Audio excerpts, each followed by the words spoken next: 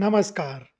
आज मैं आपको मणिकंडार और बूढ़े मछुआरे की कहानी सुनाऊंगा।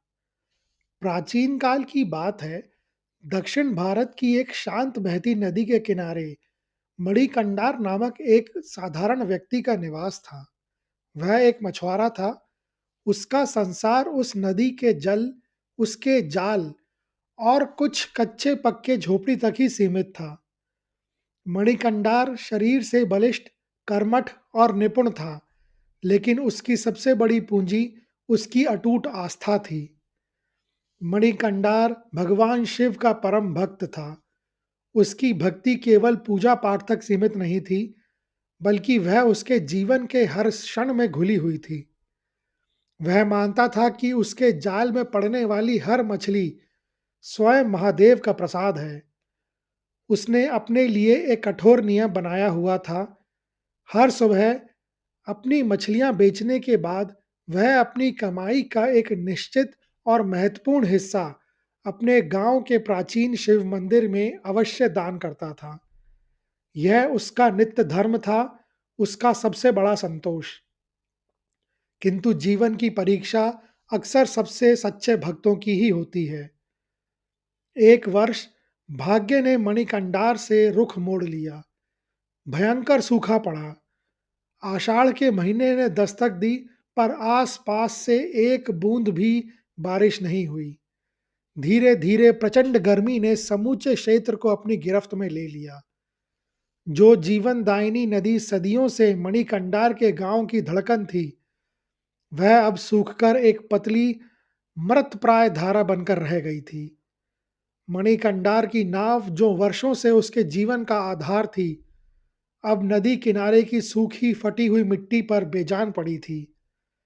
चारों ओर निराशा का सन्नाटा पसरा हुआ था, जिसे केवल तपती हवा की आहटें ही तोड़ पाती थीं।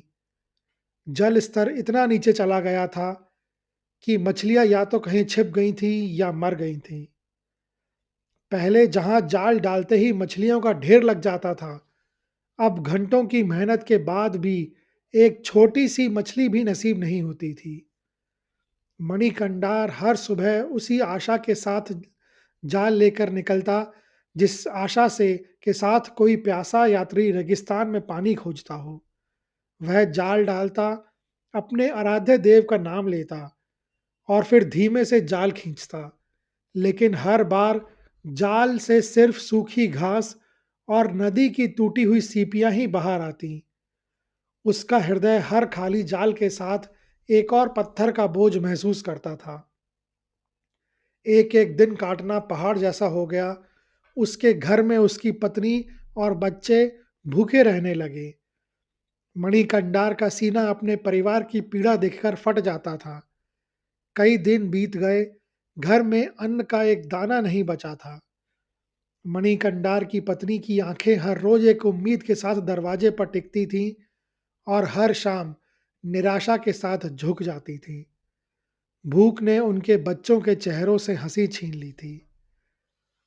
लेकिन मणिकंडार की सबसे बड़ी पीड़ा भौतिक दरिद्रता ही नहीं थी।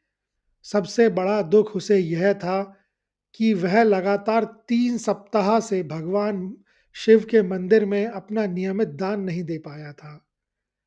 यह दान उसके लिए केवल एक रस्म नहीं थी, यह उसकी भक्ति का प्रमाण था। वह बोला, हे महादेव, मेरी सारी कमाई तो आपकी कृपा का प्रतिफल थी। जब मैं आपकी सेवा ही नहीं कर पा रहा, तो मेरे इस जीवन का क्या मूल? मेरी दरिद्रता केवल मेरे परिवार का पेट खाली नहीं कर रही, यह मेरे और आपके बीच के धागे को भी कमजोर कर रही है। यही वह क्षण था जब घोर निराशा और अटूट आस्था के बीच मणिकंडार खड़ा था, टूटने की कगार पर। लेकिन फिर भी उसने शिव का नाम नहीं छोड़ा। वह नदी के किनारे बैठ गया, अपनी अंतिम उम्मीद के साथ अपने इष्ट को पुकारने लगा। मणिकंडार उदास और थका हुआ नदी के किनारे टूटी हुई, इस्तेमाल न होने वाली नौका के पास बैठा रहा। उसके सिर पर एक पुराना फटा हुआ जाल रखा था। वह अकेला नहीं था क्योंकि निराशा की गहरी छाया ने उसे घेर रखा था। वह जोर से रो नहीं पाया, लेकिन उसके हृदय के भीतर एक तीव्र तूफान उठ रहा था। उसके आंसू जो गर्म रेत पर गिरे, मानो तुरंत भाप बनकर उड़ गए, जैसे कि ईश्वर ने उसकी पीड़ा की भी स्वीकारने से इनकार कर दिया हो। उसने हताश होकर अपने हाथ जोड़े और आकाश की ओर देखते हुए बोला, हे मृत्युंजय, क्या मेरी भक्ति अब केवल एक छल थी? यदि मैं इतना ही भाग्यहीन हूँ कि अपने परिवार का पेट नहीं भर सकता और आपकी सेवा नहीं कर सकता, तो मुझे अब और जीने की इच्छा नहीं है। इस व्यर्थ जीवन से मुक्ति दीजिए और मुझे अपने श्री चरणों में शरण दे दीजिए। यह प्रार्थना नहीं थी, यह एक भक्त की अंतिम पुकार थी, जिसने अपने जीवन का सब कुछ अपने आराध्य पर न्यौछावर कर दिया था और अब वह टूट चुका था। उसकी आंखों में सूखी नदी के प्रतिबिंब की बजाय केवल अपने बच्चों के भूखे चेहरे घूम रहे थे। तभी उसके पीछे एक धीमी, स्थिर पदचाप सुनाई दी। यह आवाज उस सुनसान किनारे पर अप्रत्याशित थी। मणिकंडार ने मुड़कर देखा, वहां एक वृद्ध मछुआरा खड़ा हुआ था। वह साधारण वेशभूषा में था, सांवला रंग, लेकिन उसकी काया सीधी और दृढ़ थी। उसके बाल और दाढ़ी चांदी की तरह चमक रहे थे, जो उसके चेहरे की गहरी झुर्रियों पर प्रकाश डाल रहे थे। उसकी आंखों में एक अजीब सी शांति और ज्ञान की चमक थी, मानो उसने स्वयं समय के उतार चढ़ावों को देखा हो। उसके कंधे पर एक पुराना, कई जगह से फटा हुआ, फिर भी संभाल कर रखा गया जाल लटका हुआ था। बूढ़ा धीरे से मणिकंडार के पास आया। उसकी चाल में कोई जल्दबाजी नहीं थी और उसकी उपस्थिति में एक ऐसा स्नेह था जिसने मणिकंडार के भारी हृदय को छू लिया। बूढ़े ने शांत गहरे स्वर में पूछा, पुत्र, तुम क्यों रो रहे हो? तुम्हारी आंखें बता रही हैं कि तुम किसी गहरी पीड़ा में हो। मैंने तुम्हें वर्षों से इस नदी पर देखा है। तुम तो यहाँ के अच्छे, कुशल और मेहनती मछुआरों में से हो। तुम्हें इस अवस्था में देखकर मेरा मन दुखता है। मणिकंडार, जो हमेशा बड़ों का आदर करता था, तुरंत खड़ा हो गया और बूढ़े के पैरों को झुककर प्रणाम किया। वह बूढ़े की आंखों में देखता रह गया, जहां उसे पहली बार अपने दुख का मजाक नहीं, बल्कि गहरी सहानुभूति दिखाई दी।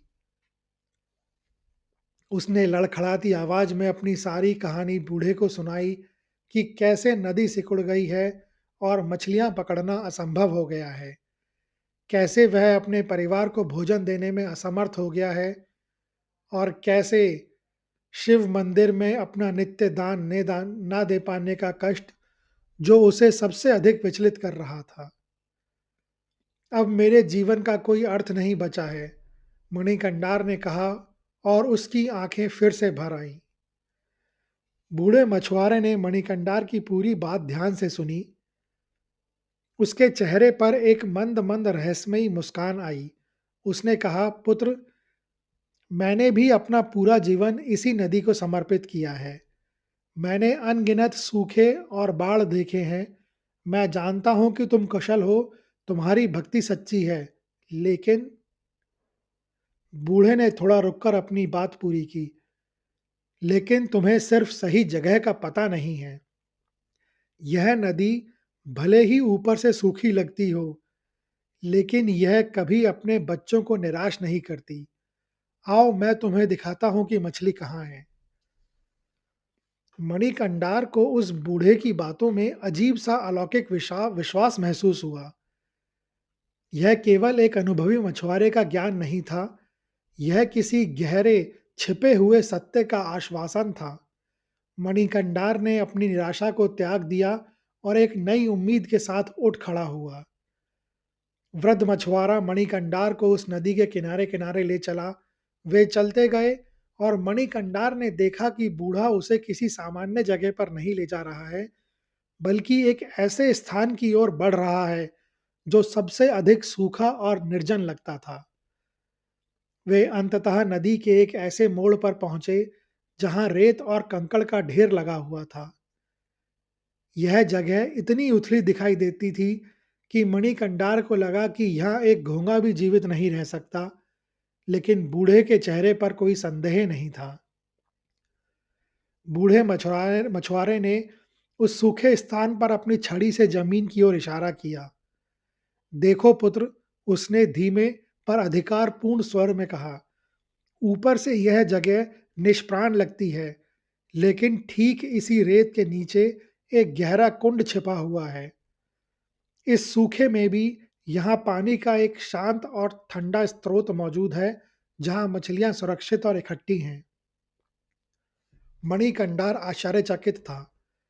वह बचपन से इस नदी को जानता था, पर उसने कभी इस स्थान पर जल के स्रोत की कल्पना भी नहीं की थी।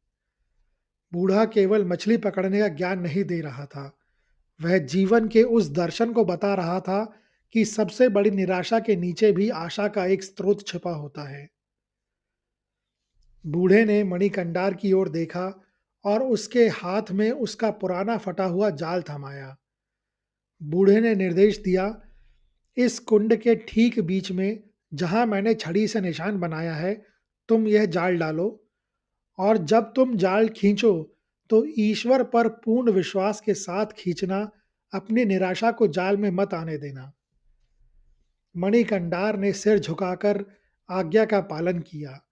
उसने आंखें बंद की और अपने हृदय में भगवान शिव का नाम लिया और अपने सारे दुख दर्द को किनारे रखकर पूरी शक्ति से उस सूखे स्थान पर जाल फेंक दिया।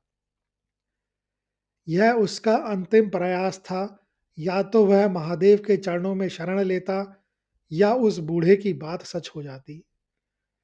मणिकंडार ने रस्सी पकड़ी और खींचना शुरू किया। जाल भारी था, बहुत भारी, इतना भारी कि पहले उसे लगा कि उसने पत्थरों का ढेर खींच लिया हो, या शायद कीचड़ और मिट्टी का विशाल गोला।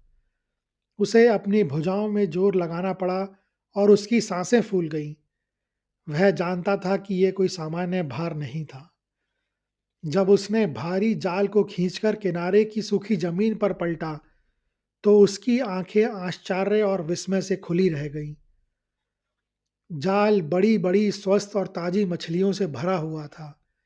एक दो नहीं, बल्कि इतनी मछलियां कि यह उस भूख सूखे के मौसम में एक चमत्कार से कम नहीं था। यह विलुप्तता, यह प्रचुरता उसके पिछले महीनों की सारी निराशा को धोकर ले गई।